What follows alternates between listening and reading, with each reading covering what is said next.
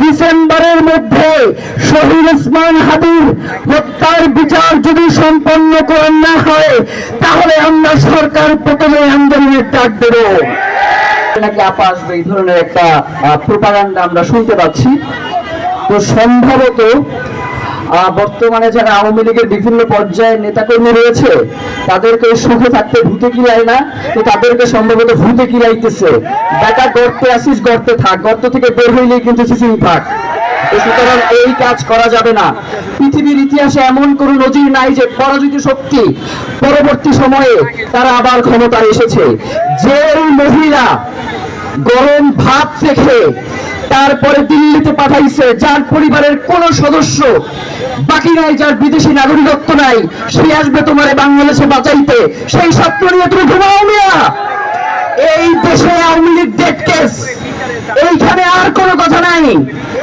ইতিপূর্বে আওয়ামী লীগকে রাজনৈতিক দল হিসেবে নিষিদ্ধ করা হয়েছে, কিন্তু রাজনৈতিক দল হিসেবে আওয়ামী লীগের এখন পর্যন্ত বিচার শুরু হয় নাই। আমরা আজকে এই মঞ্চ থেকে বর্তমান সরকারকে আহ্বান জানাতে চাই যে আপনি সংসদে বসে আর কতদিন সংবিধান মানবেন, আর কতদিন সংবিধানের দোহাই দিয়ে আওয়ামী লীগের এই সন্ত্রাসীগুলোকে রাজপথে ষড়যন্ত্র করবার সুযোগ করে দিবেন।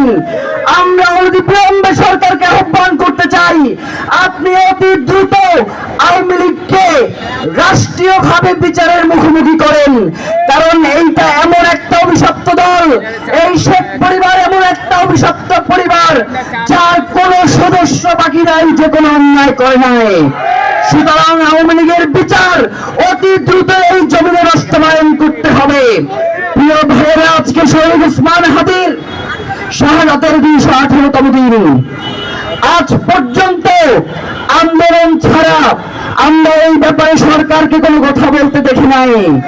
তোমার অন্তত এতটুকু কৃতজ্ঞতা প্রকাশ করা দরকার। ওই দিন যদি আমরা বক্তব্যে একবারের জন্য বলতাম যে এই অন্তর্বর্তীকালীন সরকার আমরা মানি না, কোন নির্বাচন আমরা মানি না, শহীদ ওসমান হাদি হত্যার বিচার হওয়ার পর সবকিছুর ফয়সালা হবে, তাহলে আজকে যে চেয়ারটায় বসে আছো সেই চেয়ারে কিন্তু তুমি বুঝতে পারতাম না। সুতরাং এইটাকে কোনোভাবে দুর্বলতা হিসেবে দেখো না। এইটা আমরা মনে করেছিলাম যে শহীদ ওসমান হাদি ঢাকা হাটে নির্বাচন করেছে, তিনি চেয়েছিলেন যে বাংলাদেশি নির্বাচনের মধ্য দিয়ে একটি সরকার ক্ষমতায় আসুক, কিন্তু তোমরা সেইটাকে আমাদের দুর্বলতা মনে করেছে। প্রিয় ভাইয়েরা, ডিসেম্বরের মধ্যে শহীদ ওসমান হাদির হত্যার বিচার যদি সম্পন্ন করা না হয় তাহলে আমরা সরকার পতনের আন্দোলনের ডাক দেব। এই ব্যাপার নিয়ে কোন ধরনের নেগোসিয়েশন হবে না। ভারতে যখন মমতা বন্দ্যোপাধ্যায় যখন শহীদ ওসমান হাদির খুনের ব্যাপারে কথা বলে, পররাষ্ট্র প্রতিমন্ত্রী বলে যে এইগুলোকে আমরা ওইভাবে দেখছি না, সাবেক একজন মুখ্যমন্ত্রী তিনি কি বললো সেগুলো নিয়ে আমাদের কিছু যায় আসে না। তোমাদেরকে একটা কথা স্মরণ করিয়ে দেই, এই জমিনে শহীদ ওসমান হাদির হত্যার বিচার হবে, এইটা তোমরা মাইনে নাও। এর বাইরে তোমাদের জন্য আর কোন পথ নাই। বাধাগ্রস্ত করলে বাংলাদেশের জনগণ লাথি মাইরা দিল্লিতে পাঠিয়ে দিবে।